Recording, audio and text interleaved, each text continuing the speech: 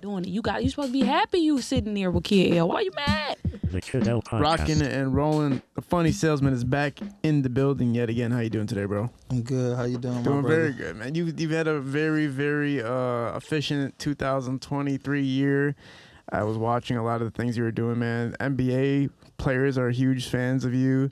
You're just getting notoriety from everywhere. It feels like it's just an exciting time to be Kenny, man. Yeah. Talk about what's been new since the last time you've been on here. Where can I start? So, like, I took my son right there. I took him to the BET Awards. Yeah, man.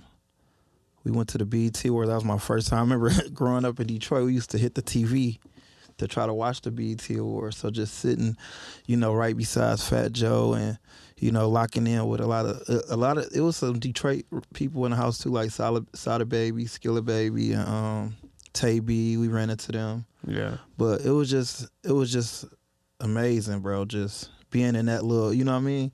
Like, I would have never thought in a million years going to Rolling Loud. I went to, like, both of the Rolling Louds, you know what I'm saying? I was backstage with, like, Skillet Baby and Shorty, saw them perform. Yeah, I don't know. Talk about the BET experience a little bit, man. What was it like just the moment you walked in the building? What's the experience like? I was ecstatic. I couldn't even believe it. It was like it was crazy, you know what I'm saying? What's crazy is just like when you see people that you used to watch on TV and they just like tell you like keep up the good work and you inspiring, you know what I'm saying? All the way from like Ray J to, Brandon T. Jackson was in the house, Michael Blackson to, like just Rod 49, Pontiac DDG, you know what I'm saying? They was just embracing me, you know what I'm saying? So it was all love, but it was like just it was crazy, you know what I'm saying? Just being right there, you know what I'm saying? We saw Busta Rhymes get an award, so it was like it was just amazing. Like that's all I really can say. Then we went to like the after hour. What's crazy, like before we even went to the BET Awards, we went to House of BET, so it was like another it was like a pre-show, you know what I'm saying? And like we seen like Snoop perform and Jadakiss and like Snoop walked right past us. Like we was at the same hotel with Jadakiss just chopping it up with him. Man. And Simba, shout out to Simba too. That's my dude. You know what I'm saying? We did a skit, we locked in. But yeah, we just like right there with him. Just and they like, one thing like people like I don't know, I guess like when you be in that same world as people, like they like regular people. Yeah. And when you treat people like regular people, even me and my sister-in-law was just saying that today. I was like, when you treat regular people like regular people, then you feel that like they feel your presence more than like you a fan. You know what I'm saying? Yeah. Because like sometimes like when you like a fan and you like, because some people would just want to be like just regular. They want to feel like even sometimes with me, you know what I'm saying? I know I be having fans and I know people be like, oh, you know what I'm saying? But sometimes I'll be like want to feel regular too. You know what I'm saying? So it's like I just treat them like they regular people, just chop it up, talk, even pick their brain. But I don't be all like, you know what I'm saying, 24/7. Let me get a picture. Or, like even when they doing stuff, because they be having problems and they be having stuff going on too. You know what I'm saying? And I be seeing that because the same type of thing they be having or the emotion they be having, I be having the same thing. You know what I'm saying? I could be on the phone talking to my kid's teacher or dealing with family problems or dealing with, you know what I'm saying? And then right then and there, like, sometimes I ain't gonna want to be in a mood to like for a picture, even though I will do it, but it's just timing, you know what I'm saying? For sure. So it's just like just being there and just seeing how people was moving, how they was operating, and then just the present, it just was amazing. But the BET, House of BET, it set it up before that because like I'm talking about as soon as me and my son walked in there, we was greeted by Marion brothers, you know what I'm saying? Man. Like shout out to Orion. He came right up to me like, bro, keep doing what you're doing, man. You inspiration to everybody. You know what I'm saying? Everybody watching you. Then right after that, we ran into my Wildin' Out fans. You know what I mean? Not Wildin' Out fans, but like I was a fan of Wildin' Out, but I ran into my Wildin' Out brother like Conceited and Emmanuel Hudson, E-Man. You know what I'm saying? They come like, bro, you going crazy. Man. You know what I'm saying? But it was just that I had a meeting with BET like right before that. Like, so right after I left you, because I think me and you, we did one like in April, right? Yeah, around then, yeah. Right after that, we had a meeting with BET. You feel me? That's how I even got invited to the BET Awards. Because Timbaland, me and Timbaland, like I was telling you about Timbaland like took me under his wing. So he was like, bro, I'm trying to get you like really like the world need to see you. So right now we working like on a TV show. Really? And we hit a BET, and BET reached out, and like every time something going on, they hit me up like, come on, come to this, you know what I'm saying? So shout out to BET, because they just, you know what I mean? They really like just put me in a position where I can see like my worth, you know what I'm saying? Like, because at first, that's what really took my confidence to a whole nother level. When I got in a room with them executives, and they was like, bro, like even the vice president for BET, he was like, man, I'm going to get you to train my salespeople. We going to pay you like a couple $100,000. Wow. He was like, because I'm going to tell you right now, like my salespeople don't even talk the way you talk, or even like, shout out to my partner, Two Rabbit. We started a podcast called Room of Inspiration, and me and him went to the meeting, and then we end up talking to Timbaland. Like, they had called Timbaland, so we all had a meeting. But when he said that let me know, like, I got to elevate my thinking. For sure. Because I be charging people like $20,000, $30,000 to speak. The most I got to speak, like, and I'm going to be honest, that's coming from Detroit. I never got $30,000 to talk for 45 minutes. You know what I'm saying? So I was like, dang, that's a lot of money. But I looked at it like, BET just said they're going to give me $250K to speak. You see what I'm saying? And then they was telling me, then Timbaland was like, bro, you need to start doing commercials like Starbucks, because he was like, you don't want to be known as a guy that cleans shoes no more. You want to be the guy that can sell anything. Like, now you can sell commercials with, because he was like, because you funnier than, and I ain't gonna really like say that he said I was funnier. He was like, but I can see you like being funny, like you, the State Farm guy, the dude from State, you know, the State Farm. Yeah, for he sure. was like, that's a sales company. State Farm, they sales people.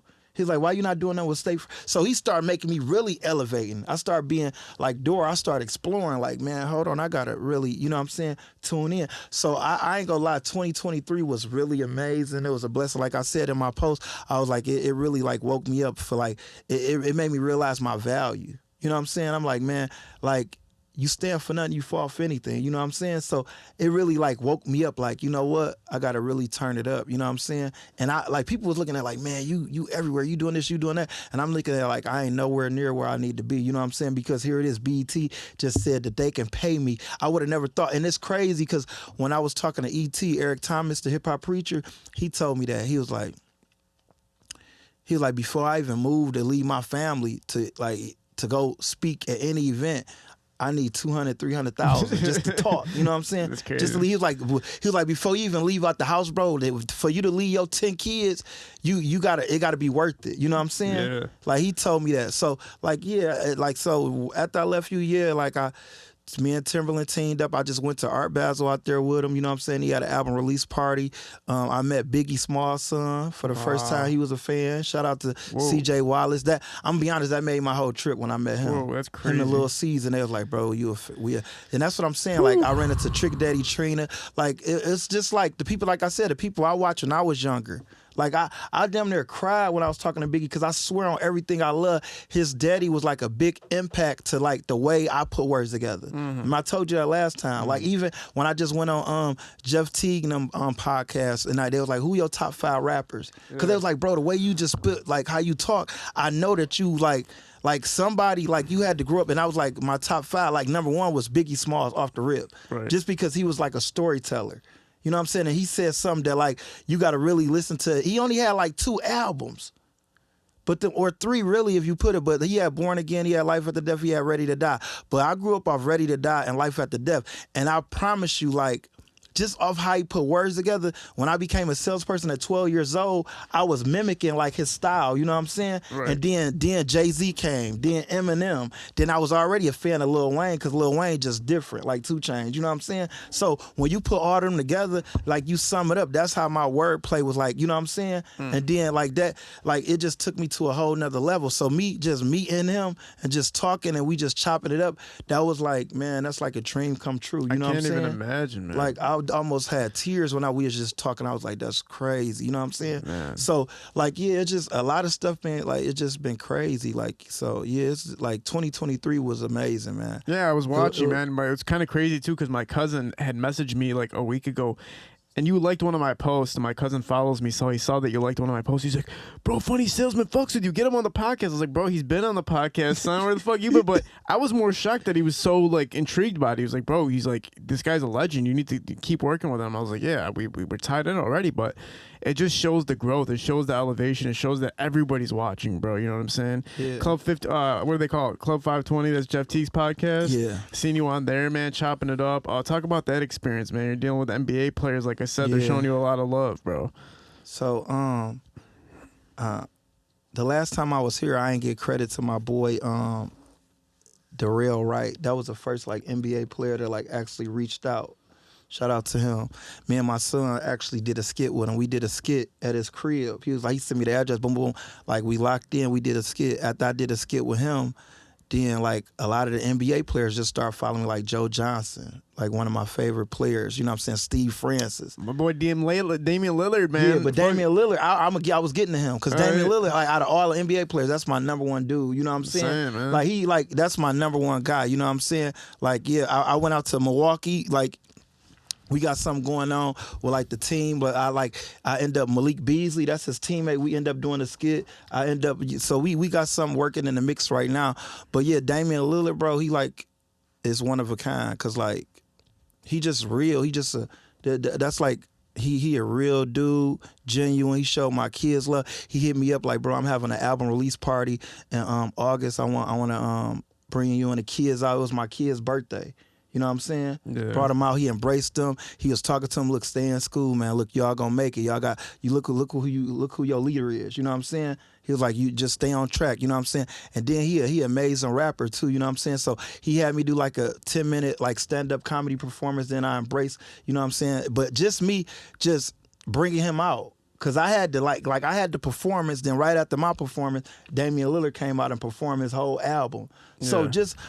Come on, man. I could never, like, if you would have told me back when I was going to school, Persian High School or Detroit City High, coming from Detroit, a little hard-head, knucklehead boy that used to grow up, like, stealing, hitting licks, lying, just had a bad childhood, just not knowing right from wrong, and then get older, then get into sales at 12 years old. Sales changed my life, changed my whole direction. That, like, if I would have still been in Detroit, ain't no telling where I would have been. I lost one of my favorite cousins because he stayed in Detroit and he ended up getting murdered. You know what I'm saying? And I know that if I would have probably stayed here too, something probably could have happened to me. But my change of direction is amazing. It's crazy when God really got a purpose for you and you just sit up there and believe and you just hang in there and it's a beautiful thing. And I'm looking at like, bro, like I watched this dude all the way from when he was at Weber State to his rookie year at Portland when he was going crazy against Kobe. You know what I'm saying? To like you calling me, flying me and my family out to do a, you know what I'm saying, a performance, you know what I'm saying, at your album release party. I'm on stage sharing, ain't too many people can say that. For sure, and he's like literally the only NBA player that can actually rap, so that's pretty crazy. Exactly, man. He's one of my favorites. He's got to fix your microphone real quick. He's got to adjust it real quick.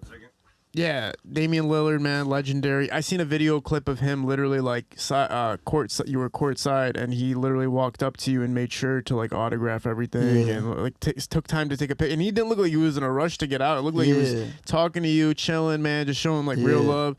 And Miles Bridges can rap too, just so I don't get in trouble. Miles Bridges hard. He can rap. Damian Lillard, Miles Bridges. But talk about so you're all the NBA players are rocking with you, man. You're getting I just did one with Paul Millsap. Shout out to Paul Millsap. So yeah, that's what I'm saying. Like I end up going to Milwaukee. I text Damian. I'm like, bro, I'm about to be at the game because really I got out there because I was supposed to meet with like the owner. We were supposed to do something like the marketing.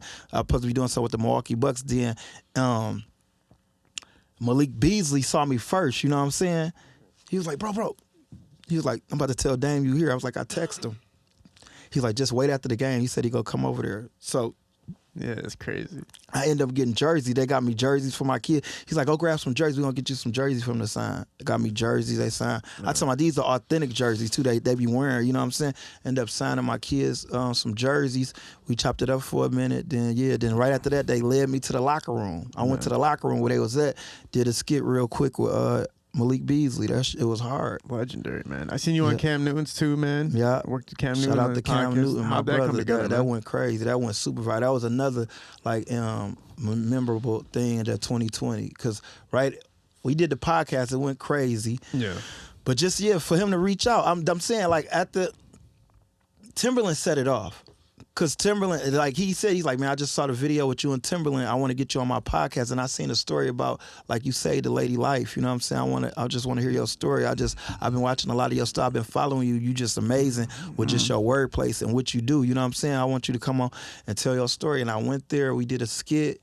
And yeah, the rest was history, man. And that's crazy because I forgot. Now that I'm saying Cam Newton, a lot of NFL players follow me. You know what I'm saying? Been hitting me up. Adrian Peterson. Man. You know what I'm saying? It's a lot of them. Dang, I can't. Megatron. Shout out to Calvin Johnson. We supposed to be doing something. He hit me up. You know what I'm saying? Bro, no, it's legendary. I think you jumped like a couple 100,000 followers since the last time you when I was here, I had like 520. I'm almost at 900K. Yeah, man. It's showing, man. Like it's just booming and booming and booming. I seen that you posted Cat Williams talk about how he was a salesman as well. Yeah, and how you related to that. What did that story do for you when you heard Cat talk about his history? So first and foremost, I'm a big fan of Cat Williams. Shout out to Cat Williams too. And I'm gonna be honest with you, my manager actually told me that he was a door-to-door salesman a long time ago. I kind of forgot. He like reminded me, like just watching him, that really like, and it's crazy because people start calling me. They was like, bro, you know what's crazy? Like you remind me of Cat Williams. I'm like, how do I remind you of Cat? They was like, because like just how he talk real fast and like he just great at what he do and like I was like, that's crazy. But I promise you, a lot of people had already called me before the interview even went crazy. When I watched the interview, it was at like 300,000 in like 5 hours. Yeah. And then I watched it, and then when I saw that part, I just paused and I was like, "Oh yeah, this just woke me up. I got to watch the whole interview because, like, I'm gonna be honest with you, I'm a big fan of comedy, bro. I love comedy, but I'm gonna be honest, Cat Williams was always one of my standout favorites because he didn't care what he say. He don't like he. Like you got some comedians like, and I'm gonna be honest, I got a lot of like my top 5 comedians. I got I'm going to start with Richard Pryor. Damn. You know what I'm saying? Richard Pryor, one of my favorites. All the way from JoJo Dancing. Then I got like Rodney Dangerfield. You know what I'm saying? I got Jim Carrey. You know what I'm saying? I got Jamie Foxx. And then Cat Williams. It really was like I had Kevin Hart and Cat Williams. But I'm going to be honest with you. After I watched that interview, like I had to go because Cat Williams come from where I come from. You know what I'm saying? Yeah. I gotta pay homage to this dude. They was neck to neck. But when I saw the interview, and he was always just naturally funny. Like even like Jack Funny, like and I know I'm getting off, but Jack Funny, he like naturally funny. Like you know how people don't even want to be funny, they don't even try to be funny. Yeah. They just it's like funny on accident. Yeah. You know what I'm saying? Like you just naturally, that's like a gift. Like you just naturally funny. Yeah. You know what I'm saying? And that's what that's what they say about Jack Funny. It's like the Jim Carrey of Detroit, like that kind of white Jim Carrey. I promise you, he don't even try to be funny, and he just funny. Yeah. You know what I'm saying? I seen you at the Improv too. Did you actually try to do stand up? Yeah, I did stand up. I had a show with D-Ray Davis. How'd it go? It went amazing. Really? I got another show coming up in February. How'd you pick up stand-up skills? So really, I'm gonna be honest with you. When I met Kevin Hart for the first time, he was like, "Bro, you got to do stand-up. You got to do stand-up." He was like, "I'm gonna be honest with you. I always tell everybody on social media they got to do stand-up comedy," and I'm gonna be honest with you.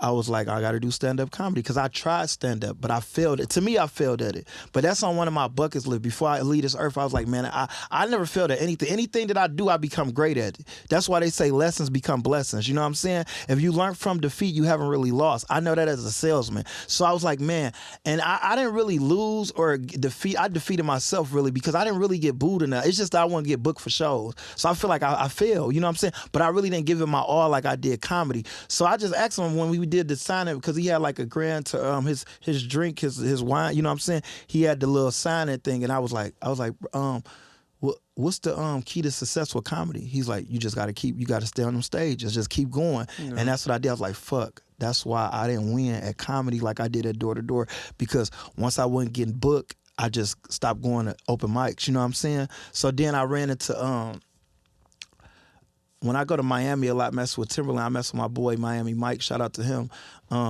He hit me up with these other 2 stand-up comedy dudes named Lewis and Mr. Red. They do like social media too. They came from social media, but they sell out shows. They was telling me they make like $90,000 a weekend. They make like Friday, Saturday, and Sunday. They make $30,000 just off tickets. And I was like, you know what? I got to get in a stand-up. If I can get a bag like that, just off, because they told me, they was like, bro, one thing about stand-up comedy is that you got the following.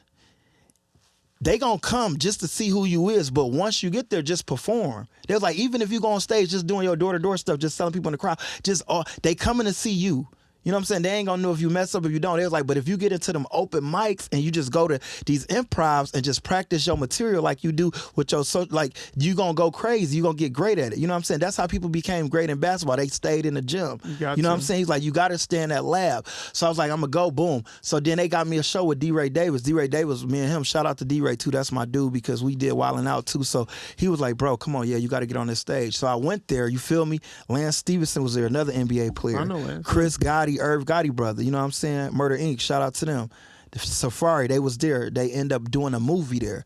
I did so good, they put me in a movie. They was like, bro, you just amazing with your work. Like, just how your improv, you know what I'm saying? Like, how you just come up with, like, funny little sayings online. We need that in this movie. Yeah. We got an NBA movie called Baller. It's some basketball movie. Well, Lance Stevenson, Safari, we need you in that.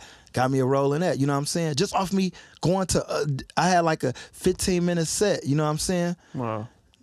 Yeah, so I think it's crazy too when I see you do a lot of these skits on social media. It seems like it's not always planned, but you just come up with everything right on the spot, like you said. Yeah, like your impromptu is insanely good, right?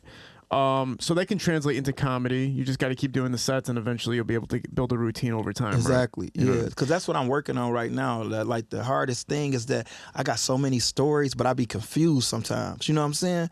Like, that's what it is. You just telling a story. You telling your truth. You just making it funny. Because if you go do a 15, like when I did my set with D-Ray, and he gave me so much information that made me comfortable. He said, bro, even I had like one little set I came out saying, I was like, I was so ugly I couldn't even get a fake phone number. I was like, my mama ain't give me. I was like, my mama ain't show me no love. I was like, she ain't give me no hugs. She used to give me dap. Like, what's up, my nigga? And then he was like, and you could say that you got baptized. He was like, you tell him you were so broke that when you went to church, you got baptized. They brought the water home to you and you got baptized. That's what he gave me that line. I was like, yeah, I got to use that for my next show. But just like how creative he is. He saw my stage, my stand up, and that's what he was telling me. Like with music, when people ghostwrite, you could put like a little song together, but you could have somebody, like, you could have a producer A&R right there be like, hey, look, fit this in there. Oh, yeah, that's what they say. You know what I'm saying? A lot of comedians do a that. lot of comedians, they'll see something, they'll just push that, make that, boom. There's you know comedians that have people watch their set and type up jokes as they're saying it to like tie it together. You never lied, bro. Yeah. When I was just on Wildin' Out on set with them, I ran into some of the best writers. Like, they, you know what I'm saying? They do stand-up comedy, and they write for other comedians. You know what I'm saying? Cat Williams even said it on the podcast. He said literally, he's like, I had this guy punch up my jokes for me. Like, you know, he would make the joke and then just have somebody watch it and kind of help him build it. Like, what? It's not. That's hard. There's nothing wrong with that. It ain't. I swear. Talk about the experience with Lil Pump, man. I seen you guys created some content together. What was that all another about? one. Yeah, so like I said, my boy Miami Mike, we'd go shopping. Like you got the district down there, Miami District, you know, and he was like, bro, I can get you some content. Everybody be there. Just go down there, boom. So it's crazy because in that one day I got a skit with Roddy Ricch and Lil Pump. Like, and both of them knew me. Like, soon as I I didn't even see Lil Pump. His manager. His managers noticed me. He's like, "Oh, that's the dude that be cleaning shoes." And then my manager, I'm like, not my manager. He like my boy though. My boy, Miami Mike. He was like, "Hey, that's a Lil Pump right there." He's like, he telling him who you is. And I walked over there. I was like, "What's up, bro?" And then he was like, "Yeah, you don't see he be doing." He's like, "Oh yeah, I do." And then his phone was dead. He was like, "My phone dead, man," because he was about to get my number and contact. He told him to get my number. I was like, "Well, we could do a skit right now," because he was ready to do a skit, but he thought I was like on, you know what I'm saying? Because it's a shopping district. I was like, "Man, let's do it right now." And we did the skit. Boom, knocked it out. Then like 10 minutes later, I didn't even see Roddy Ricch. Like, Roddy Ricch walked past me with an entourage, you know what I'm saying? And then his manager seen me, his boy, and it was his manager for sure. He was like, bro, that's because I was like, I walked up, I'm a big fan, you know what I'm saying? That's what I use a little one. I'm a big fan when it's hot in the house. He was like, but Roddy Ricch came out the store because when I walked past, I didn't even know it was him. They all told me like, bro, you just saw Roddy Ricch? I was like, no, I ain't see him. Then I walked back, I was like, come on, I'm about to get a skit with him too. So when I walked over there, his manager was already telling him, like, hey, bro, you got to do a skit with him. His manager told Roddy Ricch, like, bro, you got to do a skit with him. He going crazy right now. Roddy Ricch walked out the store, was like, bro, take it easy on me. Let's do it.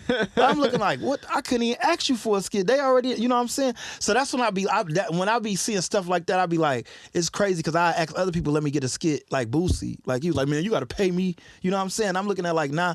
That's why I got one of my favorite sayings. My mentor told me, he said, someone else trash or someone else treasure.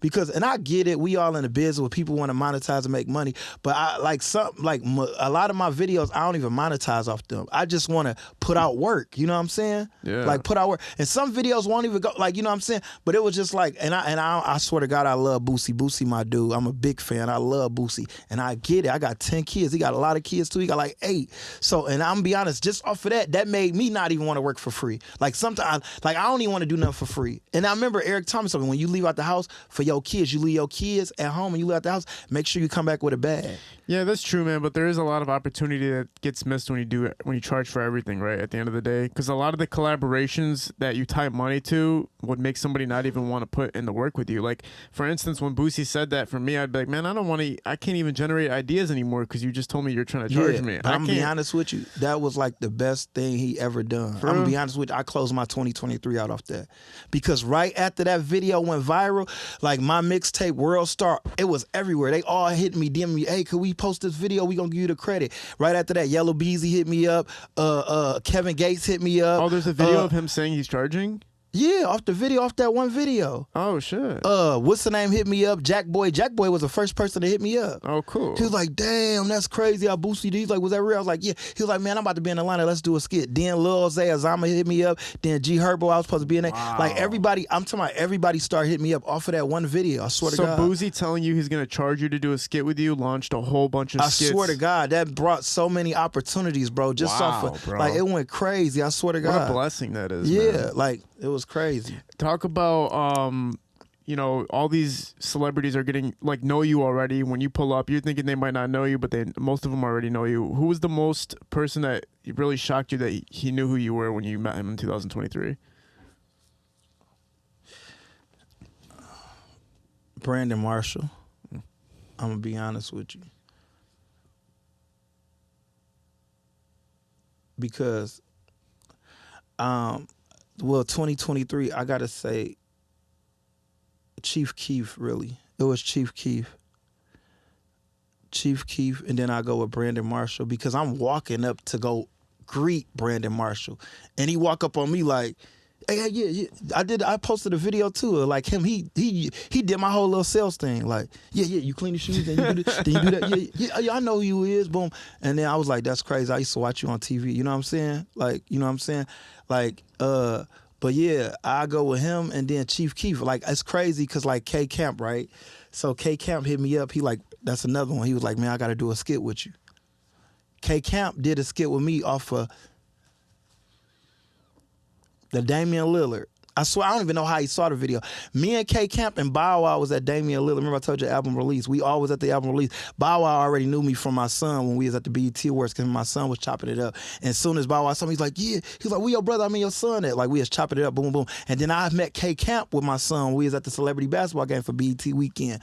So I'm on stage with K Camp, boom. I do the video. I do a skit with Damian Lillard. It go viral. It ain't even had no sound. The video wasn't even that good because it had sound, but it's like people was like, man, you should have been mic'd up because I'm at an album release party. There's people all in the background, his family. You can hear everybody in the background, and I pulled them to the side to do the video. But they like, bro, we couldn't really hear your jokes. We couldn't really hear Damian Lillard. But that mug had 350,000 views just off me and Damian Lillard being in the video. Yeah. And then K Camp ended up hitting me up. I'm talking about, as soon as I posted, he was like, bro, man, I got to do a skit with you. Boom. He was like, I'm having a Halloween party. I want you to pull up. I pulled up. We knocked out the skit. Waka Flocka pulled up. Me and him knocked out the skit. Wow. Rich homie Quan saw me at the mall. He was like, bro, I'm a big fan. Me and him, he invited me to, I knocked out a skit with him. But what's crazy, right? So I do the skit with them two, right? I'm about to leave K Camp house. Guess who pulled up and rolled down the window? Chief Keef. Remember, I was just on the podcast talking about Chief Keef. Remember? Yeah. When he was like, bro, roll down the window. He telling everybody he with his boy Tato, his cousin, I think. He with the whole, like, you know what I'm saying, like Glow Gang. He got, you know what I'm saying? But he rolled down the window. He like, y'all know who this is? This is the number one hustler in the world right now. He is so like I'm like, bro, let's do a skit right now. He was about to do a skit and everything, but he was like, I got it. You know, he was busy. Like he was on, and it was like the party was over, but he was pulling up to go to the party. So I knew if he would have pulled up and got out, I would have, you know what I'm saying? Because he like, this my dude, you know what I'm saying? No. But just how he embraced me, bro. Like, you know what I'm saying? Just like even at the reason why I say him number one and Brandon Marshall, because I never thought in a million years, I'm gonna be honest with you, I was kind of scared to even talk to him because I seen him with females, you know what I'm saying? This at the BET Awards when I talked to you last time. I'm at the BET Awards and I got my camera dude with me, Zay, and Zay like, bro, that go Chief Keef and Lil Reese right there. I'm like, dang, that's crazy, because this was like, we was at the I take that back. We was at the Javante Davis fight in Vegas, and everybody was there because Lil Baby performed. You know what I'm saying? At the at Dreas, Lil Baby had a performance there, and everybody and their mama was there. But as I'm like about to leave, because everybody started leaving out, I just had to talk to Damian Lillard, Zach Randolph, a couple of people, boom, and then I'm leaving out, and I see Chief Keef and them, Jay, they just sitting outside, just chopping it up with some females. You feel me? So I'm like, he like, bro, go over there and say. He was like, I bet you Chief Keef know me. I'm like, man, I ain't about to tell you. He messing with some girls. He's like, man, watch this. This one I knew, I was like, this is crazy. I swear to God, he walked up like, hey, Chief Keef. He was like, hey, Funny Salesman. He was like, can you get a picture with Funny Salesman? And then he was like, he's scared to say something. He's like, Funny Salesman. He's like, well, you talking to the dude that be doing the shoes and shit? He was like, so look, I was like, I'm walking slow. He's like, man, come here. He was like, come over here. He was like, gang, come over here, gang. I know you is. And he just started telling me like, bro, keep doing what you doing, bro. He was like, bro, you make killers laugh. He was like, that's what I respect about you. He's like, bro, you took that to a whole nother level. Nah. But he told me I make killers laugh. You know what I'm saying? I'm looking at like, I ain't even know this nigga even know who I was. You know what I'm saying? Yeah, and I've been watch him since, you feel me, don't like, you know what I'm saying? He like this Chief, you know what I'm saying? Oh man, no, he's a super legend. You feel me? He started to drill. Like, come on, I've been watching.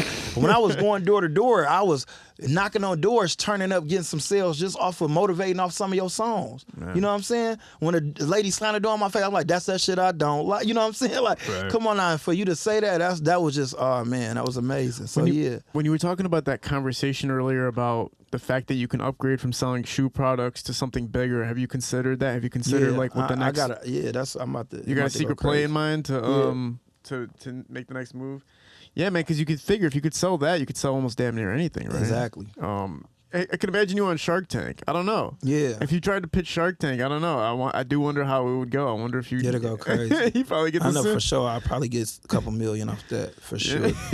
On my mama. Whatever the hell you're trying to sell. Yeah. Talk about this 2024 year, man. What's it's only been a short year, but I just seen you working with Jack Funny. You said hi Davis. You and Jack Funny are working on some Jack skits. Funny. Shout out to Jack Funny. Detroit comedians. Davis. We got that's what we trying to do. We trying to embrace Detroit, man. Just trying to bring back a lot of talent, man. It's so much talent. I'm glad that the music scene finally giving us a shot at that, you know what I'm saying? Because like, man, we've been like underdogs for a minute, you know what I'm saying? So now it's like the comedy, we just got to turn up all the way, you know what I'm saying? So that's why I've been trying to just work with, like, I work with anybody, but like I'm really trying to like, every time I see my Detroit comedians or influencers, I'm always reaching out, hey man, let's do something, let's get it. Even music people, let's get it. I ran into Babyface Ray, I'm like, come on, let's do one.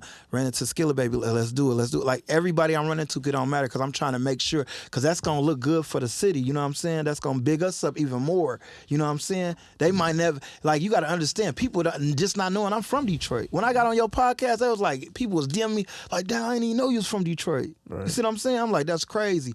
But yeah, it's just that. So like, I got that going on. Like after I leave here, we about to chop up, do some more content. It's important, man. And you know, Mike Epps just opened up a comedy store over here. Definitely shout out to Mike Epps, man. One Mike, I love that. It's a good thing, man. Feel me? Finally, everybody Nas can go ain't even come here and give us one mic. We had to get it from Mike Epps. That's love. That's feel me? Crazy. That's hard. Hopefully it takes off, man. You know what I mean? No, that's gonna go crazy for the city. I know so. That's definitely gonna turn up. Yeah, because there's so many. It's so much talent, bro. One of my favorite comedians, and I'm talking about I name like I was giving you my top 5, but like one of my favorite that had me crying, laughing for a long time, and I ain't even mention him, is Tony Roberts. Mm-hmm. Like he from Detroit. Yeah. Like one of my I'm talking about like, bro, super funny. You know what I'm saying? Like we got a lot of like funny, like, come on, man, it's crazy, and we don't get that much credit for the comedy scene. Yeah. It's a lot of people that came from Detroit that's really funny. Like even when I ran into, you know what I'm saying, Lil Duval. That's one of my shout out to Lil Duval. I ran into him, man. He embraced Detroit because one of his favorite best friends that passed away, rest in peace, Kool-Aid. You know what I'm saying? Oh yeah. Like my cousin, she a comedian. Ronnie Chanel, that's my cousin. She a comedian. That was one of her closest people, comedians. You know what I'm saying? But Kool-Aid, he was one of the greats. He passed away not too long ago. But as soon as I ran into Duval, I told him from Detroit that like he loved Detroit. He's like, bro, y'all got so much talented comedians out there that's going crazy. And then he brought up Kool-Aid, but we don't get that much scenery when it comes to comedy. You know what I'm saying? But I get it because we don't really like stick together like that. Well, you go to Atlanta gonna stick together. Everybody gonna put each other on. That's why when I be like, man, why I gotta go to Atlanta and then link with you? Then we gotta do a skit. We gotta do that here. Well, I heard like some interesting thing. I mean, I've seen a lot of comedy shows here in Detroit, and I've seen even the most successful comedians come here and not get any laughs. It is a very, very tough crowd in Detroit, so I imagine that it's very, very demoralizing to go on stage and try to build a career here when it's so difficult to even get one chuckle. And yeah, but I think that's I don't really think that's true. I don't think you don't Detroit think so. Have you no. ever been to some of these underground shows or even some of these? I've seen Dave Chappelle. Dave Chappelle got booed in Detroit. You know what I'm saying? Like, you couldn't even get it. I'm gonna be honest. I feel you because but I'm gonna be honest. Like I don't really know. Everybody got their own. Because like if I was to say like the toughest, like I would have went with like Cali. Cali's tougher than Detroit? It's Detroit, I swear to God. Really? Yeah, like some parts of Cali though. Like not like LA and Hollywood. Like if you go to like Northern California, like San Francisco, you know what I'm saying?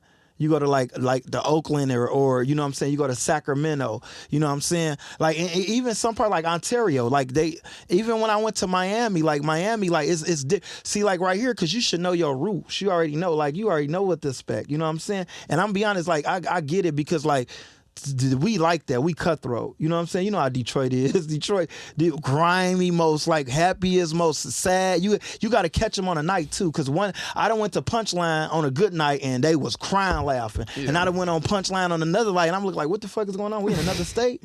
Damn, like people just came here visit. You know what I'm saying? So it just depends too where you at too, the mood and like what days you go and like, you know what I'm saying? That's two things I do agree with you. One is the Detroit comedian scene does need to stick together, but I do think they need to put more effort in getting to these open mics because I think a lot of people are relying on social media, like Instagram, the only way they make comedy. But you got to get on stage because you're going to sell more tickets and actually make more revenue through the selling events than just through Instagram. I think a lot of them get demoralized once they realize, like, oh, I'm famous on Instagram, but once I go try to translate that to on stage, it doesn't work out. Right. And so that's a huge problem too. But because Mike Epps opened up this place, man, there's no excuse for every single person that wants to try comedy to not do it. That's the place to go. Everybody should go there, man. Talk about what's been new. Talk about 2024 now, man. What's been the starting process for you so far? So right now, I'm booked for just January and February. I got a comedy show in Atlanta that I just got booked for. Next week, I got a award. They giving me a Martin Luther King award. It's like for like Hustler of the Year or like just entrepreneurship and just inspiring. Just what I've been doing for like basically the award is based off of like besides actors and entertainers and athletes, bro, you did this in business. You know what I'm saying? Like this entrepreneur, like you took social media, like not just social media, because like a lot of people go on social media for like entertainment. They go there for like, you know what I'm saying? Oh, let's see, because sometimes too social media, you got to be careful because like what you see, one thing that I learned is what you see is not real. What you don't see, that's what's real. You know what I'm saying? So some people can go there and they see all this. I swear when I was in LA, I seen somebody take a picture in front of a Lamborghini and then they posted it like, this my Lamborghini. You know what I'm saying? Like, I seen this female. You know what I'm saying? So it's like, I know you want to motivate, but I'm doing it like I'm showing you hands-on. Like I got 10 kids. I'm going to fly here, take care of business here, go do a show here, go do a skit here, go talk to a school if I got to, go talk about mental health, go do a podcast here. Then I got to go back, take my son to high school, get on him if his grade's not good, go to his basketball game, go to my daughter game in college, go to my little kid's game, change my baby diaper, go do this, do that, go fly my mom here, do that. And I'm still promoting positivity, still building my brand. So they looking at like, bro, for you to do all of this in 2023, and I just ran into a homeless dude that was crying because he done had $2. You know what I'm saying? It's no excuse. You know what I'm saying? So what I just keep preaching is that, you know what I'm saying? Like, excuses like assholes. Everybody got one. Excuse my French, Montana. It's just, it's 2024. You know what I'm saying? 2023, that was Kobe and LeBron year. You feel me? That was the year of the greats. If you're not great, you really great. You just don't know you great. Now this is Mamba mentality year. Rest in peace, Kobe. Now this 24. It's time to take over. Yeah. You know what I'm saying? Like I tell people all the time, I ran into a midget. He said, life is short. Like the way we living in our last days. You don't know what tomorrow gonna bring. Yeah. You know, I say this all the time. Like as human beings, we all is like milk. We all got an expiration date. It's crazy. We don't know. I can die in my sleep tomorrow. God forbid. I don't know. I might not be here tomorrow. I guarantee you to share this podcast. Some people that sat on this couch, they not even here no more. That's facts. You know what I'm saying? We don't know. Why we playing with life? Why we playing with, you know what I'm saying? That's what I be telling this to my kids, but I try to share this with the whole world. Because I feel like the whole world is your playground. And they said take a village to reach the kid. But I'm like, look, we gotta wake up and smell a coffee. You know what I'm saying? Because like you could be here today, gone tomorrow. What's your purpose? What's driving you? What's your why? What's your WHY? We all have a why. What's your why? What wakes you up every morning? What keeps a smile on your face? You know what I'm saying? Yeah. So that's why, like, I got a lot of stuff going on, but it was a blessing when they presented me with that award. No, and it's incredible, man. Yeah, then I got another, like, it's crazy because I got an award for that, and then that's Friday, that's this Friday. Then Saturday, I got a speaking gig. Then Sunday, I got a stand-up comedy show. Then February 8th, I got another stand-up comedy show. You know what I'm saying? Man. So yeah, me and my boy Gerald Houston, shout out to Gerald. He probably seen him. He be running up on the celebrities calling him the wrong name. Yeah, that's my dude. We got a stand-up show February. He was 8th. The one who went up to 4-2 Doug and said "Sada Baby" or whatever. Yeah, I called him that. That was crazy. Yeah, that's my guy. You know, last year you said that they were giving out an award, the Kenny Brooks Award. Did that? Yeah, to be like Kenny. Be like they haven't reached out to me. I sent them the video and everything. Yeah. But that's cool that they came up with the idea in the first place. Yeah, no, that's lit. Yeah, man. Probably happened. So. Now you got these comedy shows coming up. You got these events coming up. Is everything going as planned as far as entrepreneurship's concerned? I mean, I know creating content can't always be the most lucrative end of it, but as far as back end stuff, making sales and all that stuff, how's that proceeding? Like, do you still have to make sales? Like, do you still have to work with shoes and repair stuff and stuff like that? Yeah, I do that because it's easy money. See, people, they be like, man, you said, like, even Timbaland, when he was like, man, you clean the shoes, boom, boom, but he don't, like, and I said, when I broke down the numbers, like a transmission, when I broke it down to him, he's like, oh, yeah, keep doing the shoes. Because you got to understand, I'm getting $30,000, $20,000 a month just off of Amazon sales. Wow, man. You see what I'm saying? Off a $20 bottle of clean. I don't get the whole $20. I got 2 partners, and I'm still making $30K this month. That's just off sales. $15K this month, $10K this month. Why not go do a video? The video get millions of views. TikTok got an affiliate link where you put the product up there. Boom, I go do a video with my son. That get 1 million views. At least 20,000 of them gonna buy a product. Yeah. I just made 17,000 off of just doing a regular video. Wow. You see what I'm saying? Why not do that? Incredible, man. You feel me? Don't let it get 10 million. Or I might get 100,000. When you look at, you just made a beautiful speech about getting motivated, realizing that our life is on a ticking clock. We're not going to live forever. You might as well pick something and stick to it, find motivation. When you look at Detroit, and obviously there's a lot of disadvantages growing up in some certain areas and things like that for people. It's not as easy. Do you have a different type of message to help get people that are in a state of mind as if everything is crumbling around them and how to get them out? Because there is a disadvantage to living in certain areas in Detroit. No, facts, bro. You got to understand, bro. I come from the slums, bro. I came from the super slums. Like, I grew up in Southwest Detroit, home of Big Meech. You feel me? 4th Street in a hole. Like, half of my family's still over there. Then my mom, we moved like 7 times in like 1 week. People don't even know this. You know what I'm saying? Like, we moved to the east side, then we moved to the east side, then we moved to the east side.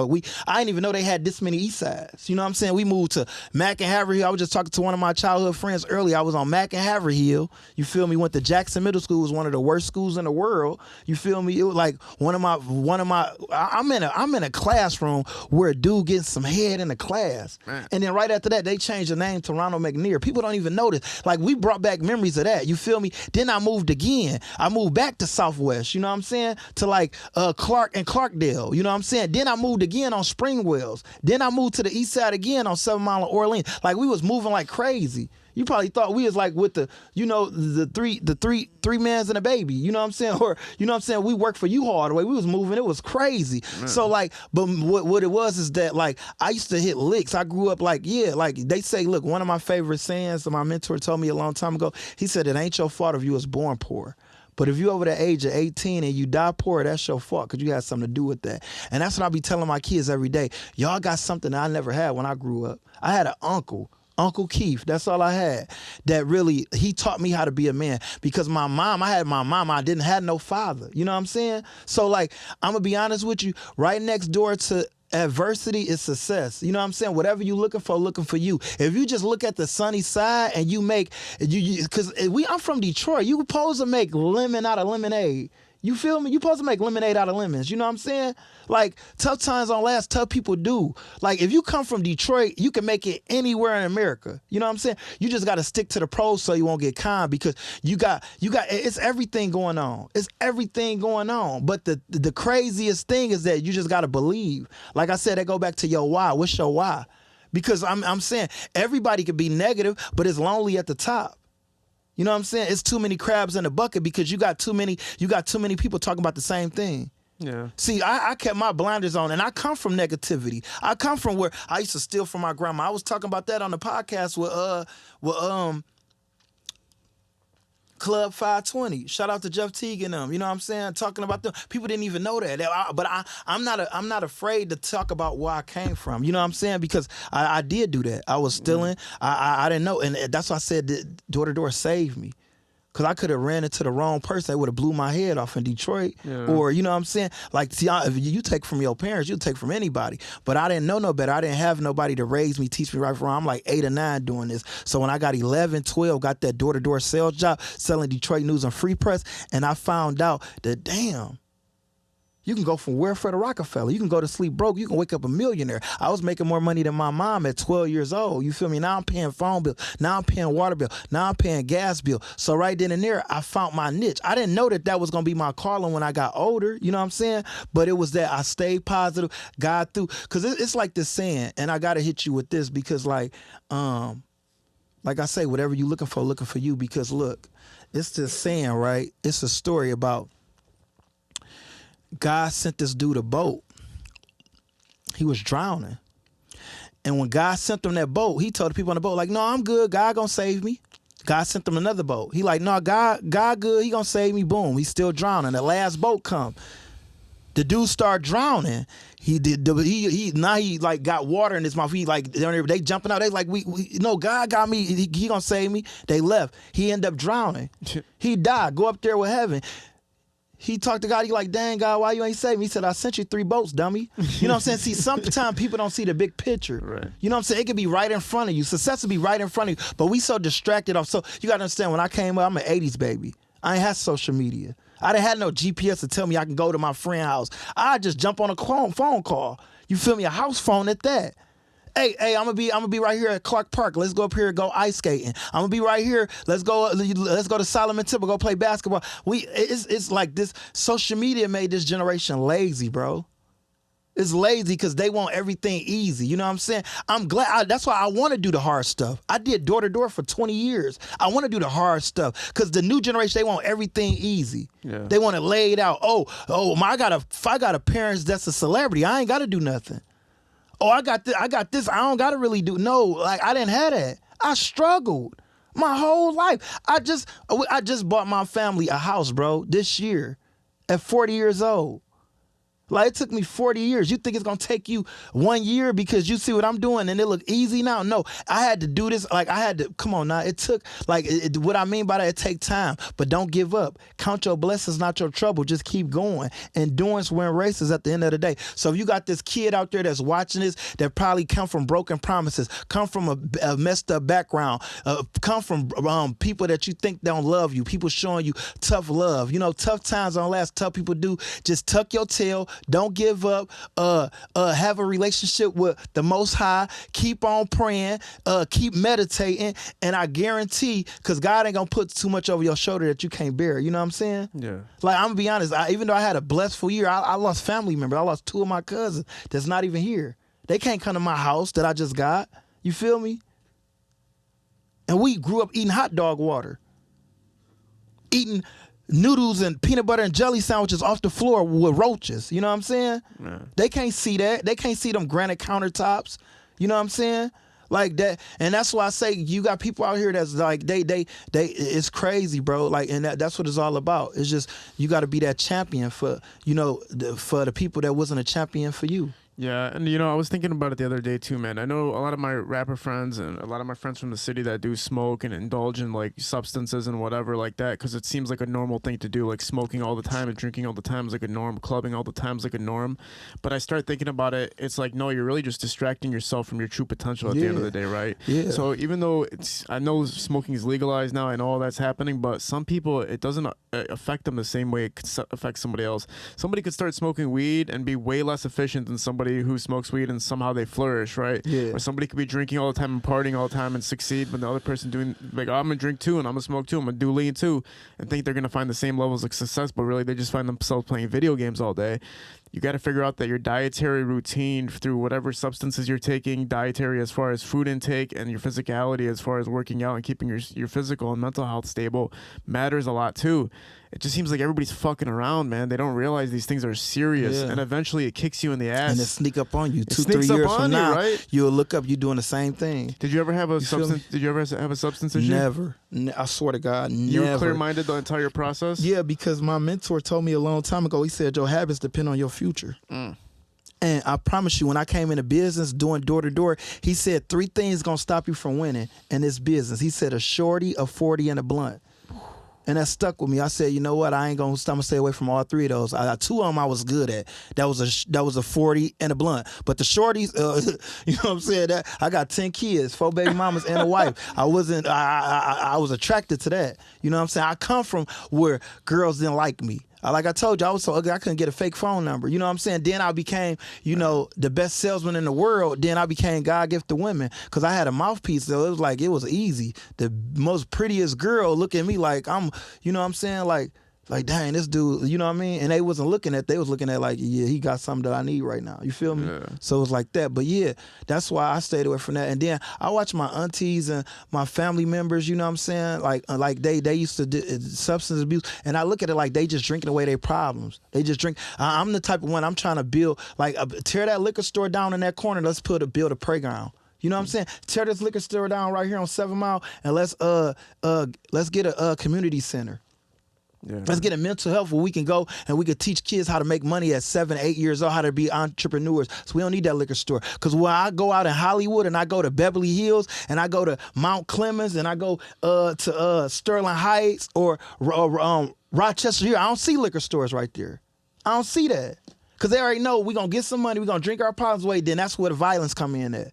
Why they don't got liquor stores in the suburbs? When I go to Hollywood, you know what I'm saying? When I go to Beverly Hills, I go to Malibu, I go to Bel Air. You know what I'm saying? You got billionaires staying right across the street from Bill Gates. You go to Silicon Valley. They ain't got no liquor stores right there. They know how to trick us. You know what I'm saying? And we tricking ourselves because we brainwash. That's what they want us to do. They want us to go to jail. That's the number. You know the number 1 business in the world? Prison. Yeah, man. So that's what we got. We got to wake up and smell a coffee. Well, you know man. what's the second biggest one is probably pharmaceuticals, probably drugs. Yeah, exactly. It's right there. They neck to neck. Exactly. It's crazy, man. That's a crazy, crazy concept. A lot of Detroit rap has been rocking with you, man. Like you said, Sada, Skilla, Tay, and all these guys are rocking with you, man. you're building a community within, you're building a community without, outside of the state, everything like that. What do you think the big plan for you is, as far as what you want to get out of everything, as far as building something? Do you feel like you're going to have your own brand? Do you feel like you're going to have a Tyler Perry type situation where you build a production? Like, where do you think you're going with everything? So my number one thing I want to start is I want to start this foundation. It's based for my kids, called School at Hard Knock University, and it's like where we just give back. Like it's basically a nonprofit. Number one, we just gonna raise money and just give to like homeless. But I'm gonna have my kids training other kids how to become entrepreneurs at an early age, and I just mentor them. You know what I'm saying? And then we give back, and then we could take this money and go, like, you know what I'm saying, to go give, you know, turkeys away for Thanksgiving. Go get these unfortunate kids that couldn't get a gift for Christmas. Go get these homeless people at the shelter, just go get them food and provide them with clothes and stuff. You know, go build a community center. Go do this. You know what I'm saying? Because at the end of the day, you know, I'm a product of my environment, and I want my environment to be better. You know what I'm saying? Yeah, man. So that's my number one goal. But I got a lot of people that's in my corner that's working on it with me. But I, like right now, like probably like by the end of this year, I'm gonna be filming a TV show with my kids. That's the next big thing I'm doing. TV? Yeah, TV show. Yeah, man. Yeah. You think about Netflix or any of those? Yeah, we gonna platforms? reach out to a couple shows. Really, it's in the making. We just been talking to a couple of people right now. So Sure. whatever one pick it up, you know, you will see. But yeah. What's the biggest opportunity that was been offered to you in the past couple of years? The biggest opportunity was a sales company. They was trying to pay me like $1.5 million to come out and run a company. Wow. I turned it down because I was like, I can't do door to door no more. It was a solar company. Wow. They ended up paying me like $40K. So that's crazy. That was my biggest bag last year too. I made like $200K in like a month with that company. Solar? Yeah, because they paid me like $40K. So they paid me $20K a day to go do training. I get there to 2 days, and then I end up going door to door with their company, and I made like $120,000 just them 3 days training. So you learned it in 3 days, and you were able to make I went sales? there. I just was like, so I got paid off of. So you got setters and you got closers. I got paid for setting, but the dude, they was closing deals that same day. We closed like 5 deals, Wow. and like off of one sale, you make like 30,000. Man. So you do 30,000 times 4. You know what I'm saying? That was just 4 or 5 deals that I closed. We set like 15 of them. Legendary. So I got paid off setting the deal and closing. And, you know what I'm saying? So in the past couple of years too, what was the moment that stood out to you the most for you? What was the most profound moment for you in these past couple of years? So my number one moment is when I went viral 2010 off my original video that went crazy. That was my number one. That video, I don't think no video did with that. That video probably didn't hit 1 billion views by now, because that was like 14 years ago. On YouTube alone, it had 300 million. I could show you a Facebook post right now that I screenshot. It got 90 million on Facebook. You know what I'm saying? That's 390.